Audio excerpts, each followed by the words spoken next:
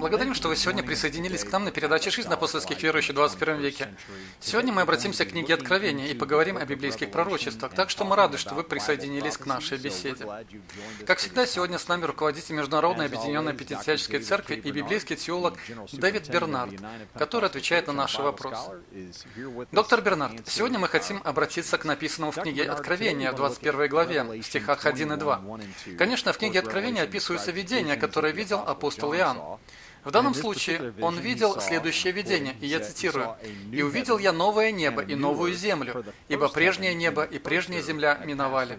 И потом он добавляет, что он увидел святой город Иерусалим, новый, сходящий от Бога с неба, приготовленный как невеста, украшенная для мужа своего. Видение Иоанна о новом небе, о новой земле, о новом городе Иерусалиме не всегда согласуется с нашим представлением о небе, небесах, как о золотом городе, где-то далеко на облаках, где мы все летаем и играем на гуслях. Как мы должны понимать то, что написано о новом небе, о новой земле и о новом городе Иерусалиме? Я думаю, ключ к пониманию состоит в следующем. Когда мы говорим «небеса», мы на самом деле имеем в виду то место, где присутствие Господа, где пребывает Бог. И, конечно, Бог — это вездесущий Дух, но мы можем представлять, что у Него есть как бы центр управления или процессинговый центр. Конечно, с тех пор, как Бог пришел во плоти на землю, Иисус является воплощением Бога. У Него есть прославленное человеческое тело.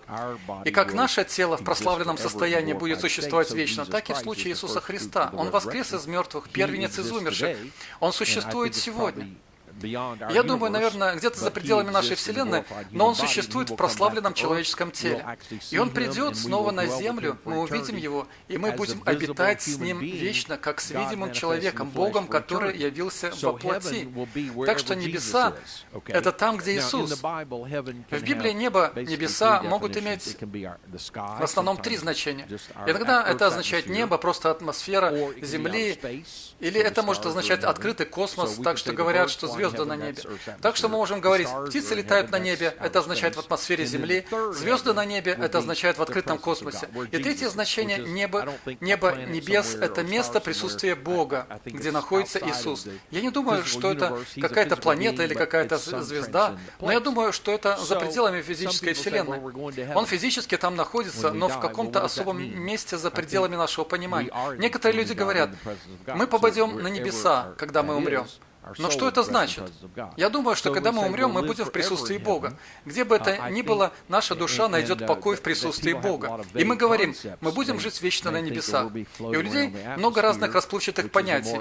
Они могут думать, что мы будем летать в атмосфере, и такое понимание больше присуще гностицизму. Но я думаю, это будет место, где мы физически будем обитать вместе с Иисусом. Иногда свидетели Иеговы любят играть с умами людей, говоря, вы собираетесь быть где-то на далеком небе, но на самом деле вы будете на земле.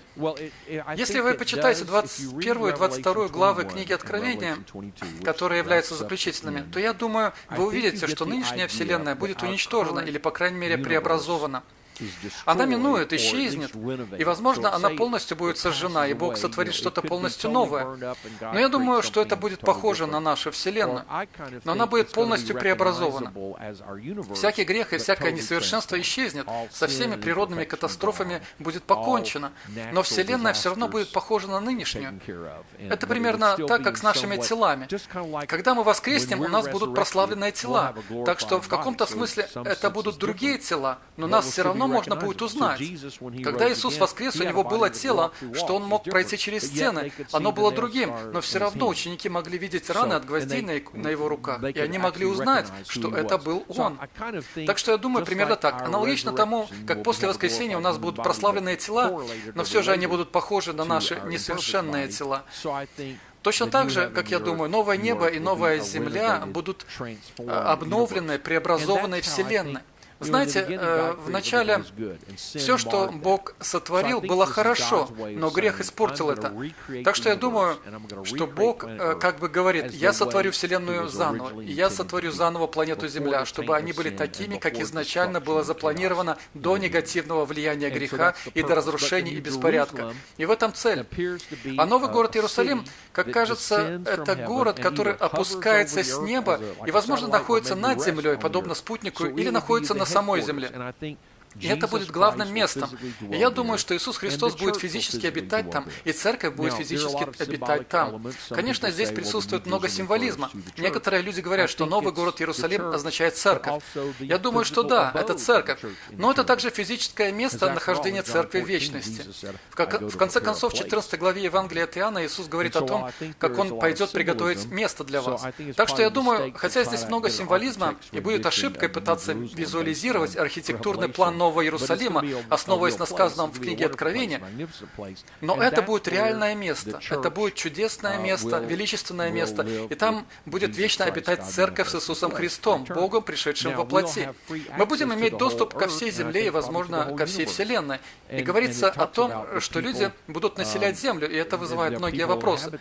Я склоняюсь к мысли, что спасенные люди всех веков будут обитать на новой земле, но мы, как новозаветная церковь, конкретно будем обитать в этом новом городе, Новом Иерусалиме.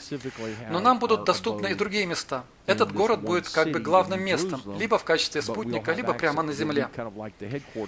Некоторые пытались строить догадки и все разложить по полочкам, например, где будут недоношенные дети, дети, погибшие в результате абортов, или маленькие дети, умершие в раннем возрасте, у которых не было возможности.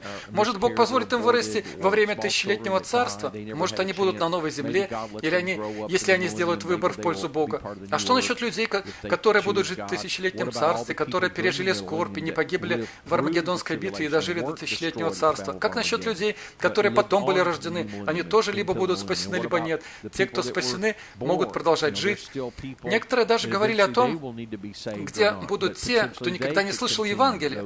Например, американские индейцы или люди, жившие до рождения Христа, или люди, которые не слышали или не понимали полноту Евангелия и необходимость отреагировать на Евангелие в соответствии с написанным в книге Деяний 2:38. Может, это люди, которые имели неполное знание, но они делали в соответствии с тем, что знали. Так что люди пытаются додумать, что, может, они будут жить на новой земле.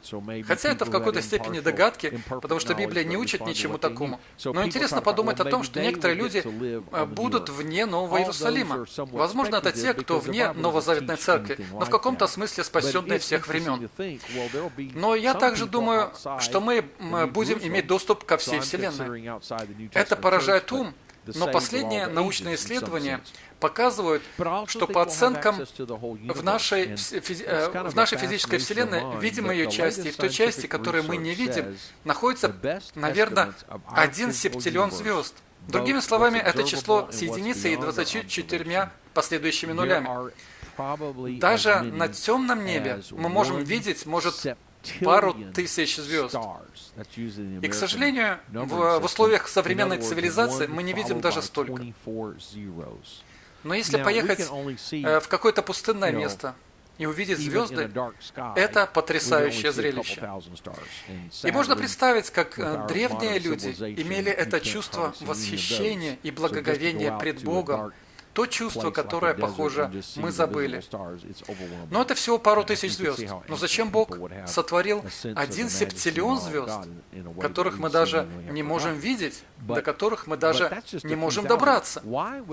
И в течение большей части человеческой истории мы даже не знали, что эти звезды существуют. Какова была цель?